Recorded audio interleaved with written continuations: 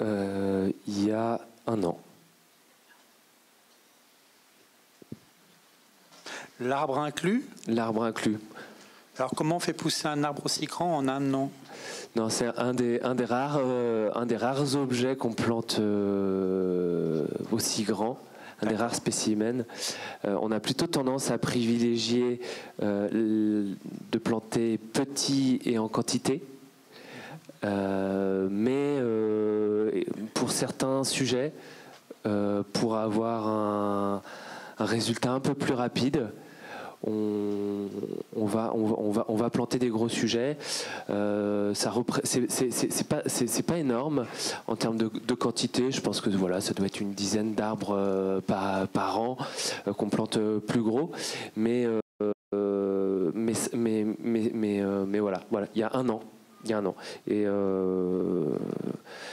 ce qui fait aussi que on a peu d'échecs dans nos plantations et qu'on plante beaucoup, c'est parce que entre ce moment-là où on ouvre, le moment où on met la terre et le BRF, on laisse reposer le sol avec le BRF quasiment pendant 5 mois.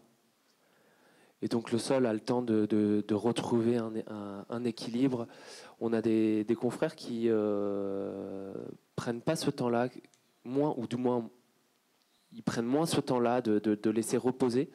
Et ils ont des maladies et parfois des plantes qui ne redémarrent pas. Ça se compte en dizaines de pourcents. Nous, c'est à peu près 2-3% de pertes qu'on a sur les milliers de plantations qu'on fait. Et je pense que c'est très lié au temps qu'on laisse au sol pour se reposer après l'avoir préparé. Il y a toujours, en gros, c'est toujours au moins 1 année pour développer un projet. Merci.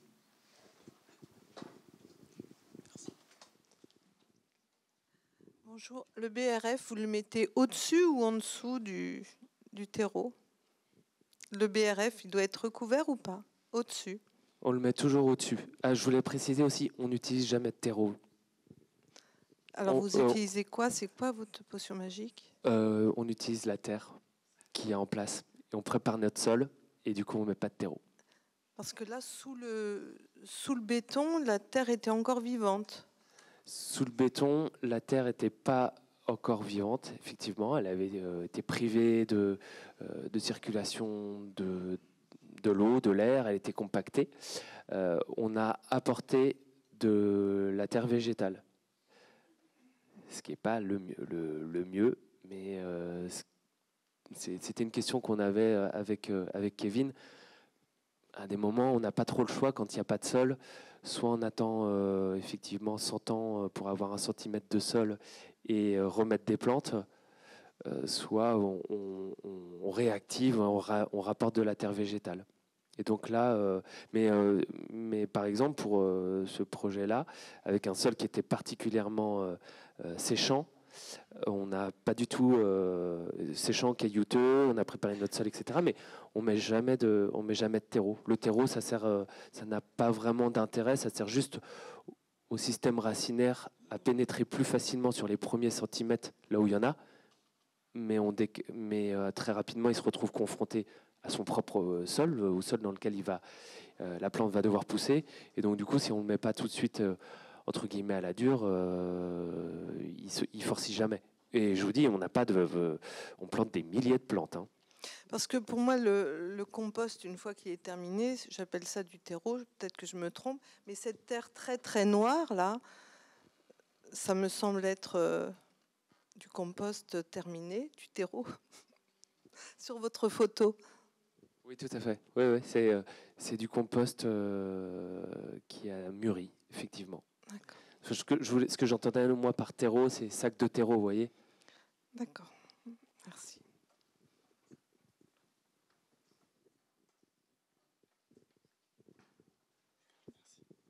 Il y a juste une petite différence entre un terreau et un compost.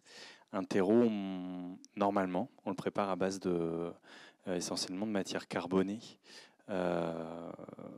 donc de matière sèche.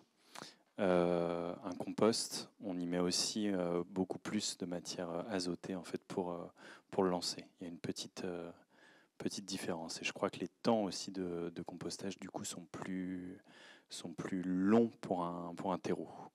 Voilà. Il marche, oui. Oui, on peut vraiment redonner de la vie à n'importe quel sol, même quand on a un sol très sableux. Oui, madame. Et alors, comment ? La vie est moins présente, peut-être. Mais oui, c'est en y mettant les espèces adaptées, tout simplement. Et puis en favorisant des échanges plantes, organismes vivants, voilà, sains dans un sol donné. Ce sera moins peut-être actif, plus à la dure quelque part. Mais oui, on peut redonner de la vie à un sol sableux, ouais. Merci pour votre présentation. J'ai une petite question sur les espèces exotiques envahissantes, parce que vous avez parlé de Miscanthus et j'ai vu aussi qu'il y avait du yucca ou des cheveux d'ange. Est-ce que vous les prenez en compte dans votre palette végétale ? Oui, alors le Miscanthus n'est pas une espèce envahissante. Miscanthus, il reste, il va grossir, etc. Oui, en fait, en tout cas, si on prend par exemple le robinier faux acacia, donc qui va avancer comme ça, etc. Moi, j'y vois une super matière, justement à broyer, etc. Faut savoir que c'est aussi un peu une hydre, qu'en général, toutes ces espèces sont un peu des hydres. C'est-à-dire on va couper la tête, il y en a 3 qui vont sortir. Donc c'est des espèces vraiment très, très vigoureuses. Souvent essayer de les enlever, de modifier le sol, d'arracher, etc. Ça va faire qu'empirer la chose. Je pense par exemple à la renouée du Japon. Même si on la coupe, le petit bout posé sur le sol va repartir.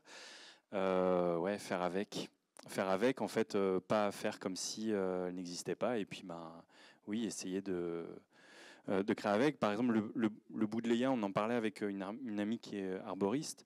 Plante pionnière, il y a beaucoup d'espèces envahissantes qui sont des espèces pionnières.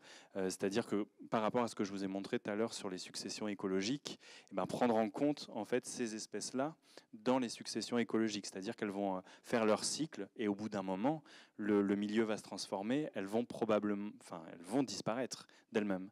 Donc un boudléa, par exemple, il va agir comme il est au stade à peu près de la ronce. C'est-à-dire qu'en fait, il va jouer son rôle aussi, lui, pour enrichir la terre, en fait, finalement. Oui, pas essayer de se focaliser dessus. Il y a la jussie aussi sur les étangs. J'ai une cliente qui avait un étang envahi de jussie. On a fait avec, en essayant de soustraire toujours au mois de mars avant la floraison, avant que l'eau monte à température, essayer de limiter, favoriser d'autres espèces comme les sagittaires, les choses comme ça. Voilà, pas essayer de se fatiguer en fait. Il y a aussi juste une espèce, moi qui me pose problème, c'est tous les lauriers en fait qui là pour le coup vont complètement boucher des milieux parce que les feuilles sont là tout le temps, ça pousse hyper bien, donc ça va vraiment fermer des forêts, des sous-bois, des broussailles. Là ouais, c'est peut-être la seule espèce, laurier palme, laurier noble, laurier du Portugal que je trouve un peu embêtante parce que elles réduisent quand même considérablement la biodiversité, acidifient les sols. Voilà, c'est bon dans les moules marinières, mais voilà.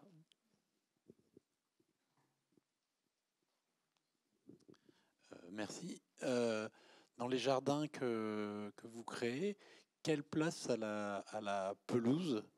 Quelle attitude vous avez vis-à-vis de la pelouse, notamment quand elle a tendance à se dégrader?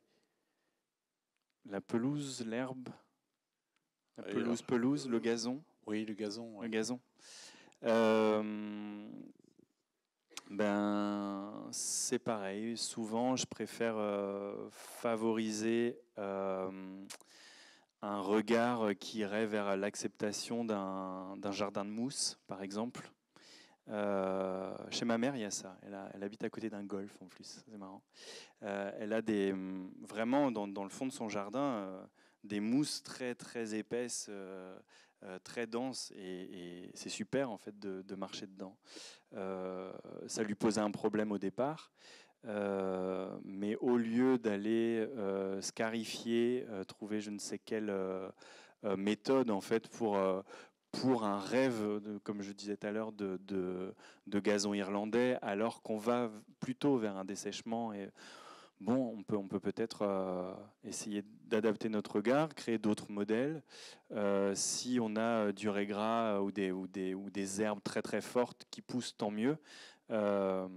Si c'est autre chose, soit on a un sol qui est très compacté et donc où le gazon en fait va s'éclaircir, laisser la terre à nu. Là, on va essayer au maximum de déjà décompacter, aérer, essayer de plus marcher sur ces espaces-là, arrêter de marcher aussi environ du mois d'octobre au mois de mars. Ça, c'est quelque chose que je conseille beaucoup. Plus passer la tondeuse, ne plus marcher sur les sols pendant la saison des pluies.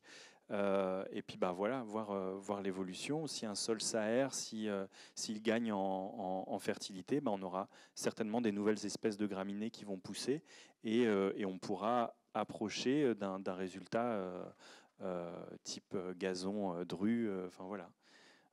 Mais dans ces cas-là, oui, laisser la terre se reposer au maximum et puis faire en sorte qu'elle s'aère et devienne plus poreuse en fait. Après, il y a une distinction aussi qui peut être faite entre le gazon, la pelouse, qui n'est pas tout à fait le même. Le gazon, c'est une graminée en monoculture, elle est toute seule. Et la pelouse, elle contient d'autres espèces de plantes. On peut parler du trèfle notamment, qui capte l'azote dans l'air et qui le libère dans le sol, et qui peut permettre aussi aux plantes, aux graminées, d'être en meilleure forme.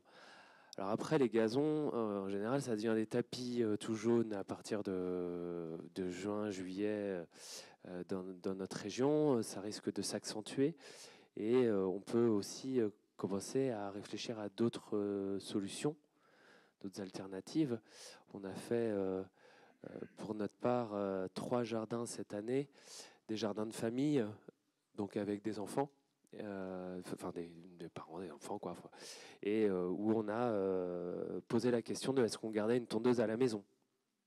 Et ils ont assez facilement été vers ce qu'on leur proposait, c'est-à-dire des plantes qui vont être piétinables.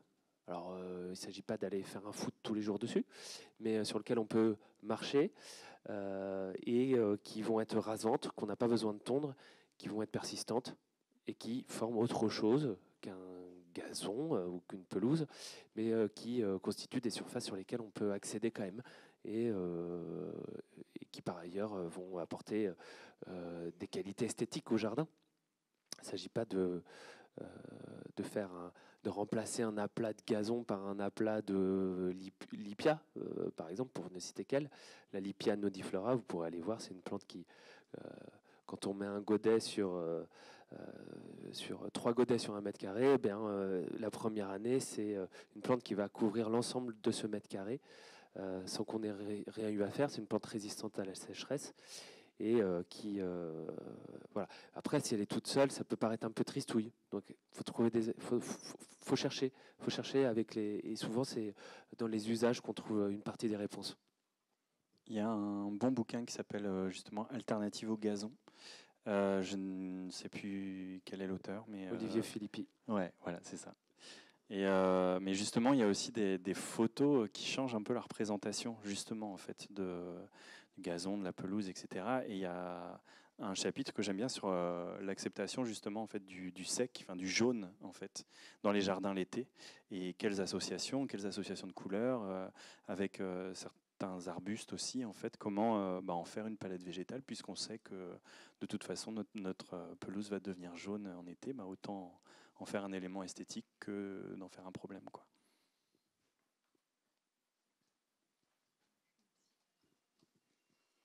Alors, j'avais 2 questions. La première sur le pissenlit, vous avez commencé à en parler. Comment s'en débarrasser, cette plante très envahissante? Et la deuxième, c'est sur la gestion de vos jardins. Est-ce que vous faites en sorte qu'il n'y ait plus d'arrosage ou très peu d'arrosage pour en effet éviter un petit peu le gaspillage de l'eau? Voilà. Je me débarrasse pas du pissenlit déjà. Donc, désolé. non, mais là aussi, je vous conseille, ça coûte un peu cher. Les 3 tomes sont à 60 € le tome des plantes bio-indicatrices de Gérard Dussert, qui explique très bien en fait pourquoi telle plante pousse à tel endroit et donc qu'est-ce qu'il faudrait faire si on veut agir en fait pour que cette plante n'apparaisse plus sur un terrain.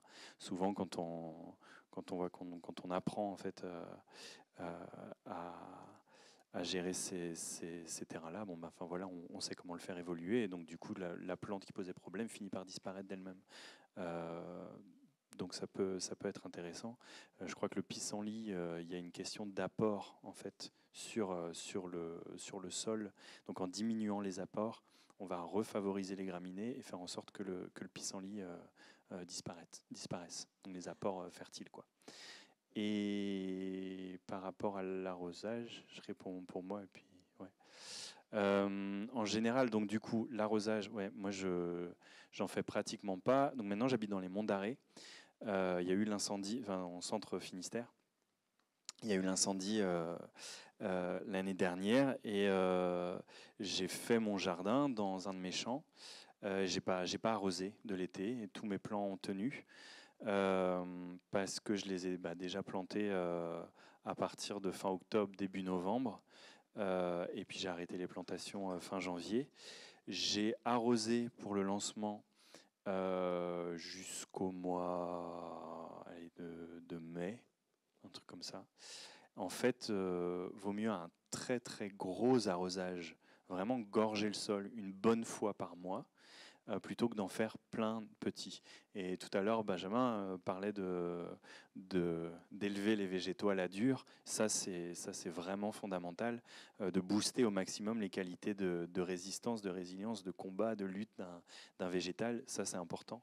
De ne pas l'habituer en fait, à avoir de l'eau, à avoir des apports, voilà, le lancer convenablement, mais après le laisser se débrouiller. Et il va lui-même en fait, développer ses qualités de résilience. Voilà. Ouais, l'été, moi les arbustes, si je les plante pas après février, il n'y a pas de raison avec un bon paillage, avec une bonne couche en fait qui permette de garder l'humidité, de garder les nutriments, etc. Pas de raison il va un peu souffrir, il va faire la gueule, il va pas être beau, mais il va résister et il va survivre, quoi. Voilà. Alors nous, concernant l'arrosage, déjà, on essaie d'anticiper, de faire les plantations au bon moment. Ça, c'est important. C'est-à-dire qu'il c'est déconseillé maintenant de planter, on va dire, au mois de mars. On pourra avoir l'intuition que parce que ça y est, c'est le retour des beaux jours, on va planter et la plante va bien se développer. En fait, ce qu'il y a, c'est qu'elle va très vite prendre les chaleurs vont arriver. Elle n'aura pas eu le temps de faire un racinaire développé. Donc il vaut mieux la planter au mois d'octobre. Elle va continuer à faire son racinaire. Elle va en faire un petit peu avant qu'il fasse froid. Ensuite, il va y avoir sa période de repos. Et puis au printemps, elle va continuer à re-raciner. Donc du coup, elle va explorer des régions du sol, enfin en tout cas un volume de sol plus important, et elle va pouvoir mieux aller capter l'eau. Donc ça, c'est une des premières choses. La deuxième chose, c'est si on prépare bien son sol, qu'il est équilibré, et ben il va, ce que tu expliquais tout à l'heure, mieux retenir l'eau, et donc du coup limiter le nombre d'arrosages. Et puis par contre, sur la première année, moi je pense qu'on ne peut pas y couper. C'est-à-dire, vous ne demandez pas à votre enfant d'être autonome à 1 an, quoi. C'est un peu pareil pour les plantes. Il faut les accompagner. Il y a un élan de vie, il y a une dynamique. Il ne faut pas la casser. La première année, moi, j'ai envie de dire, il faut arroser. Il faut arroser, même si il faut trouver des solutions pour arroser, prendre l'eau de ses légumes, l'eau de sa douche, j'en sais rien, mais il faut arroser quoi qu'il arrive. Parce que cette plante que vous avez plantée, elle a certainement été élevé en pépinière.